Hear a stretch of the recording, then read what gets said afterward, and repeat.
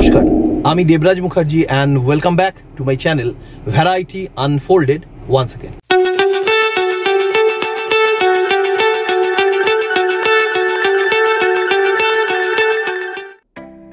এর ঠিক আগের ভিডিওতে আপনারা দেখেছেন আমি একটা কার ওয়াশার কিনেছি, তাই এখন কাজ হলো গাড়িটাকে গ্যারেজ থেকে বের করে পাশের রাস্তাতে রেখেই আমি প্রথমে ভালো করে ধুয়ে নেব। এই রোদের মধ্যে ধোয়াটা আর আমি শ্যুট করলাম না, তার কারণ আগের ভিডিওতে আমি দেখিয়েছি। এখন আমি গাড়ি নিয়ে যাব প্রথমে আমার বাড়িতে, সেখান থেকে আজকে আমার সাথে যাবেন আমার মা। তো এই এখন আমরা গিয়ে প্রথমেই যেটা আমি করি সেটা হচ্ছে যে ফুয়েলিং আপ করে নেবো গাড়িটা, এবং তারপর আপনাদের সাথে দেখা হচ্ছে। আর আজকের ট্যুরটা মানে আজকে আমি তেমন কোনো জায়গায় বিশেষ কোনো ট্যুরে যাচ্ছি না।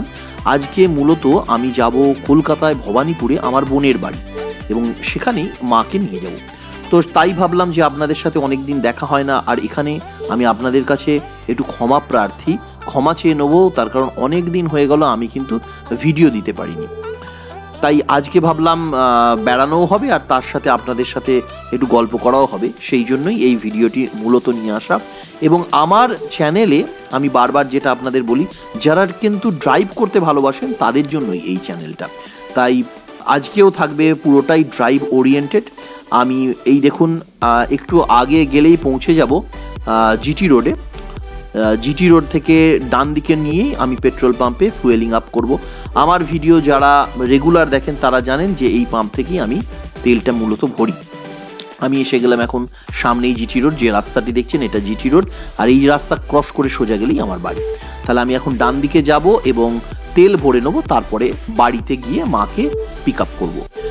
তো আজকেও আমি ড্রাইভ করে আপনাদের দেখাবো এবং রাস্তায় যেতে যেতে গল্প হবে। চলুন আগে ফুয়েলিং আপটা করে নিই। তেল ভরে নিলাম। এখন আমার সামনেই জিটি রোড, এই জিটি রোড ধরে আমি বাড়ির দিকে যাব, মাকে নিতে হবে ওখান থেকে। শুধু তেল নয়, আমি কিন্তু গাড়িতে 4টে চাকার টায়ার প্রেশারটাও মেপে নিলাম। আপনাদেরও আমি সাজেস্ট করব যে যদি বেশ কিছুদিন গ্যাপ দিয়ে তারপর গাড়ি বের করছেন, তাহলে কিন্তু যতই তাড়াহুড়ো থাকুক টায়ার প্রেশারটা অবশ্যই একবার দেখে নেবেন। আমার আসলে বাড়িতেই গাড়ি রাখার ব্যবস্থা নেই, তাই একটু দূরের ভাড়ার গ্যারেজে আমাকে গাড়ি রাখতে হয়।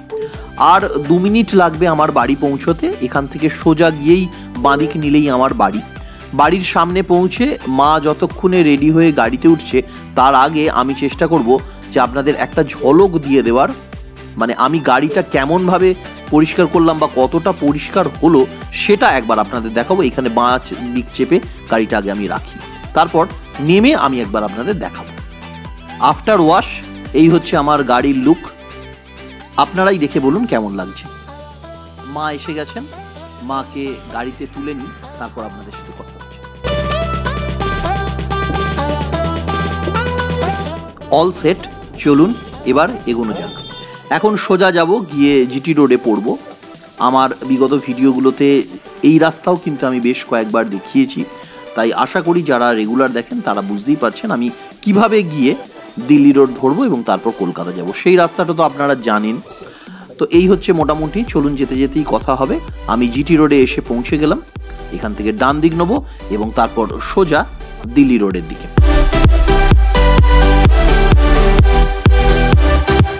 এই হচ্ছে ফ্লাইওভার, যেটা আমাদের চন্দননগর রেলওয়ে স্টেশনের ওপর দিয়ে নিয়ে গিয়ে একদম নামিয়ে দেয় দিল্লি রোডের কাছাকাছি।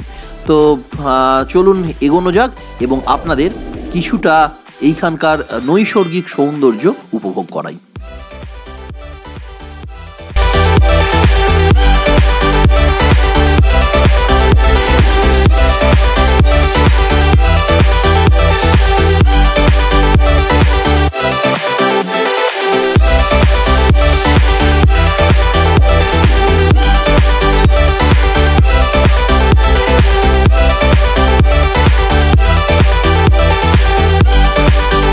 আমরা চলে এলাম দিল্লি রোডের কাছে।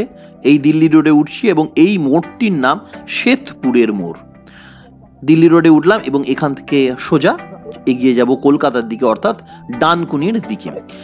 আজকে আমি মূলত আপনাদের দেখানোর চেষ্টা করব যে দুর্গাপুর এক্সপ্রেসওয়ে অর্থাৎ ডানকুনির ওই জায়গাটা, যেটাকে কোনা এক্সপ্রেসওয়েও বলা হয়, সেখানে দ্রুত গতিতে কাজ চলছে, রাস্তার কাজ চলছে অত্যন্ত দ্রুত গতিতে, সেটা আমরা সকলেই জানি।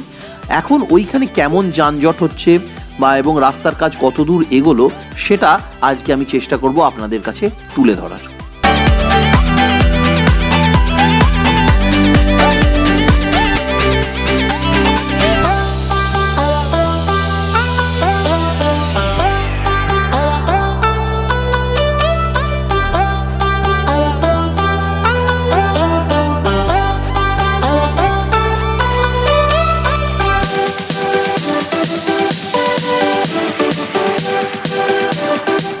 এই যে মোড় দেখছেন, বাঁ দিকে চলে যাচ্ছে ডাইরেক্ট শেওড়াফুলি এবং ডান দিকে সিঙ্গুর হয়ে সোজা তারকেশ্বর।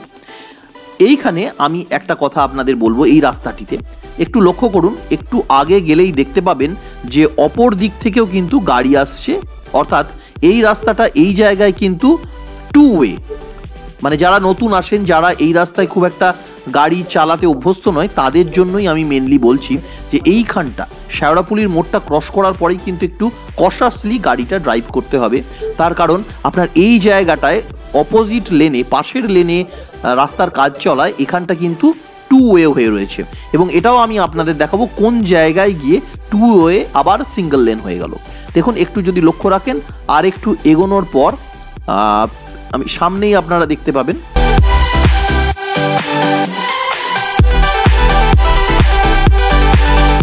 এইখান থেকে কিন্তু আবার আমার সিঙ্গেল ওয়ে হয়ে গেছে। তো সেই জন্য আপনাদের বলা যে এই জায়গাটা কিন্তু একটু খুব কশাসলি গাড়িটা চালাতে হবে। এইখানে একটা টোল গেট বসবে, এখনো কিন্তু কোনো টোল গেট বসেনি। এইটা পেরোনো মানে আর একটু এগোলেই আপনারা শ্রীরামপুরের কাছাকাছি এসে যাবেন। এই আমি এসে গেলাম শ্রীরামপুরের কাছে। এই মোড়টা ক্রস করলেই শ্রীরামপুর।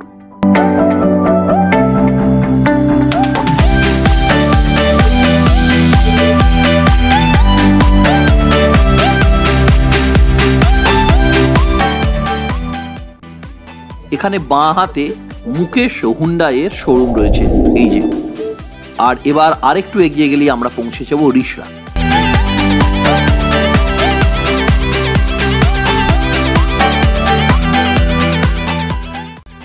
আমরা ডানকুনির কাছাকাছি চলে এসেছি। এইখানে একটা ডাইভারশন আছে, তাই একটু স্লো হয়ে যেতে হবে। আমি আপনাদের দেখাচ্ছি। এইখান থেকে আমরা ডান দিক নেব, ডান দিক নিয়ে সোজা উঠে যাব ফ্লাইওভারের ওপর, যেটা আমাদের ডানকুনির ওখানে দুর্গাপুর এক্সপ্রেসওয়েতে মিট করাবে। আর যদি কেউ ডানকুনিতে যেতে চান, তাহলে কিন্তু এখান থেকে একদম এক্সট্রিমে বাঁ দিকটা নিতে হবে। আমরা এই মাঝামাঝি দিয়ে বাঁদিকে গেলাম না, মাঝামাঝি রোডটা ধরলাম, মিডল রোডটা, এবং ধরে সোজা উঠে যাচ্ছি ফ্লাইওভারের ওপর। এই রাস্তাটাই কিন্তু নিয়ে গিয়ে আমাদের কোনা এক্সপ্রেসওয়ে বা বলতে পারেন দুর্গাপুর এক্সপ্রেসওয়েতে মিট করাবে। এই যে ফ্লাইওভার, এটার কথাই আমি বলছিলাম আপনাদের। এই ফ্লাইওভার ধরে আমরা এখন এগিয়ে চলেছি এবং গিয়ে নামবো কোনা এক্সপ্রেসওয়েতে।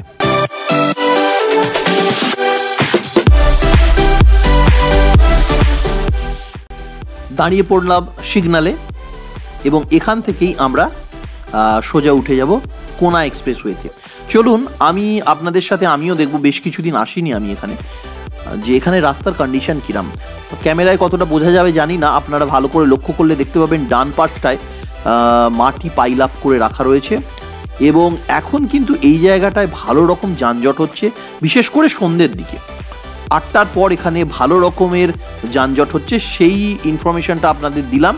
যারা সন্ধ্যের দিকে আসতে চাইছেন এই পথ ধরে, তাদের হয়তো কাজে লাগতে পারে। আর এখনও দিনের বেলাও এই রকমই একটা যানজটময় পরিস্থিতি, রাস্তা বেশ ভাঙাচোরা। এই যেমন দেখুন, আমি ডান দিকের লেনে যাব, যেমন বাইকটা গেল, তো এই জায়গাটা খুবই আনইভেন রয়েছে। দেখি আমার গাড়ি এখান দিয়ে যায় কিনা।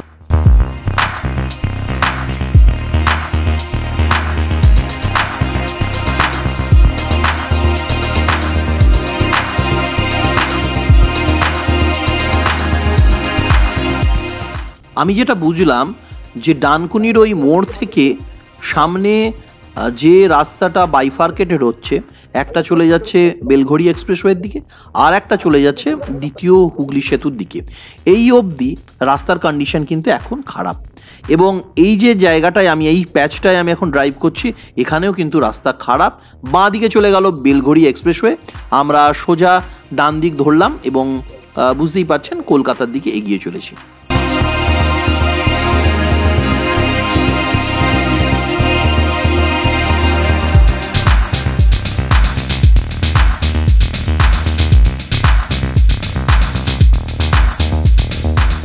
ঠিক এই জায়গাটাতে আমি যারা নতুন ড্রাইভ করছেন তাদের উদ্দেশ্যে বলবো যে এইখানটায় কিন্তু মাথা ঠান্ডা করে ড্রাইভ করতে হবে। দেখুন, আমি একটা লেন ধরে যাচ্ছি, পাশেই আর একটা লেন রয়েছে, সেখানেও গাড়ি ছুটে চলেছে। এইখানে এসে লেনটা কিন্তু মিশে গেল, আর পিছনে কনস্ট্যান্টলি আপনার অন্যান্য গাড়িগুলো আপনাকে কিন্তু হংকিং করে যাবে। আপনাকে কিন্তু মাথা ঠান্ডা রেখে নিজের লেনেই স্টিক করে থাকতে হবে, না হলে এই জায়গাটাতে এসে কিন্তু যে কোনো রকমের বিপদের সম্মুখীন আপনি হতে পারেন।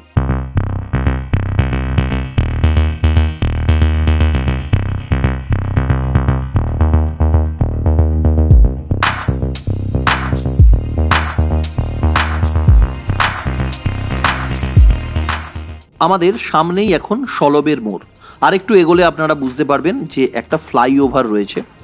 এখন হয়তো আপনারা বুঝতেও পাচ্ছেন, এই যে ফ্লাইওভার, এর তলা দিয়ে আমরা এগিয়ে যাব, এবং এই জায়গাটাকে বলা হচ্ছে সলবের মোড়।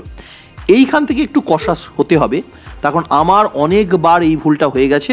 আর একটু এগিয়ে গিয়ে একটা ফ্লাইওভার পড়বে, সেই ফ্লাইওভারটাকে পেরোনোর পরেই কিন্তু আমাদের খেয়াল রাখতে হবে বাঁ দিকে সাঁতরাগাছির দিকে নিতে হবে।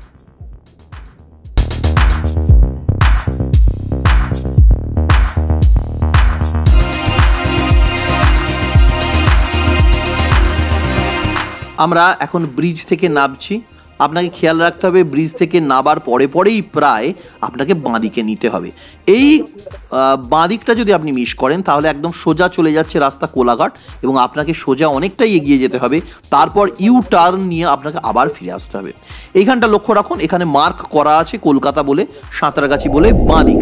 ট্রাক ঢুকলো এই বাঁদিকটা, কোনো কারণে যদি মিস করেন তাহলে বুঝতেই পাচ্ছেন সোজা এগিয়ে যেতে হবে। সামনে বেশ কিছুটা এগিয়ে যাওয়ার পর আপনাকে ইউটার্ন নিয়ে ফিরে এসে আবার এই দিকে ঢুকতে হবে।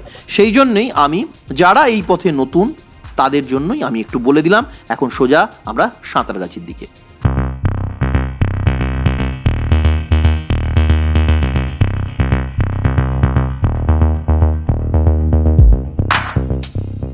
সাঁতরাগাছির পথে ভালোই জ্যাম হয়, এবং এই সামনের সিগন্যালটা হচ্ছে আর একটা জ্যাম জটে আটকে পড়ার মতন জায়গা।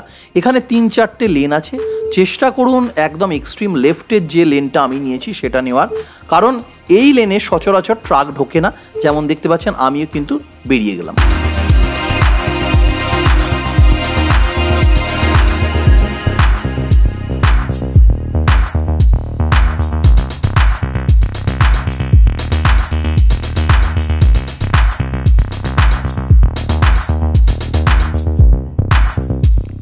এসে গেলাম সাঁতরাগাছি।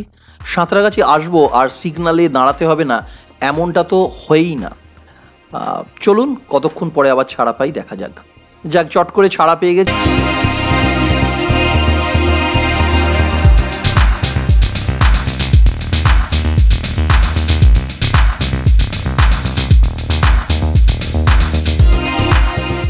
রয়েছি সাঁতরাগাছি ব্রিজের ওপর, এখানেও ট্রাফিক খুবই স্লো থাকে।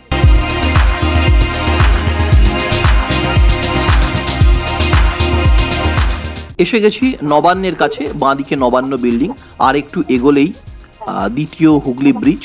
এই জায়গাটা সম্পর্কে একটা অদ্ভুত ফিলিংস থাকে কলকাতাবাসীর কাছে, অর্থাৎ কলকাতা থেকে যারা বাই কার যখনই কোথাও ট্রাভেল করতে যান তখন তাদের অবশ্যই এই জায়গাটা দিয়েই যেতে হয়। ফলে এই জায়গাটার সাথে একটা আনন্দের স্মৃতি সকলেরই কিন্তু মিশে থাকে।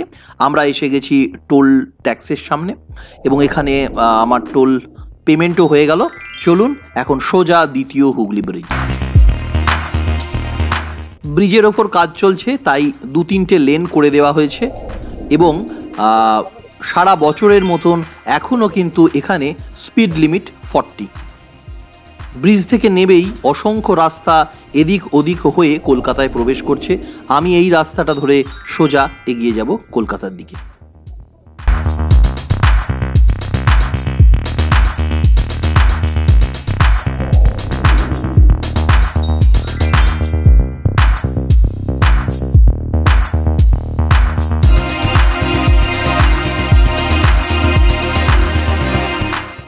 মেট্রো সিটিতে গাড়ি চালানোর একটা সমস্যা আছে। আপনার গাড়ির চালানোর হাত শুধু ভালো হলেই হবে না, এখানে রাস্তাঘাট সম্পর্কে আপনাকে ওয়াকিবহল হতে হবে, সিগন্যালিং সম্পর্কে আপনার প্রপার নলেজ থাকা দরকার। যেমন ধরুন এই ডান দিকের রাস্তাটা মা ফ্লাইওভার ওপরে উঠে গেল, এই ধারণাটা যদি আমার না থাকে তাহলে কিন্তু আমি এই যে রোডটা ধরে যাচ্ছি এটা যে ধরে যেতে পারবো না, আমি ওপরে উঠে যাব এবং তখন আমি অন্য পথে চলে যাব। এই যে রাস্তাটা সোজা নিয়ে গিয়ে আমাকে ডান দিকে বেঁকে পিজিতে ঢোকাচ্ছে, এই ধারণাটা কিন্তু আমার থাকা দরকার। এই যে এইখানে সিগন্যাল থেকে আমি ডান দিক নিলাম সোজা পিজি, এবং সিগন্যালিং সম্পর্কে ধারণা মানে হচ্ছে কলকাতা বা এরকম মেট্রো সিটিতে টাইম টু টাইম কিন্তু রাস্তা চেঞ্জ হয়, কোনোটা ওয়ান ওয়ে থাকে, কোনো সময় সেই রাস্তা বন্ধ থাকে ইত্যাদি আর কি।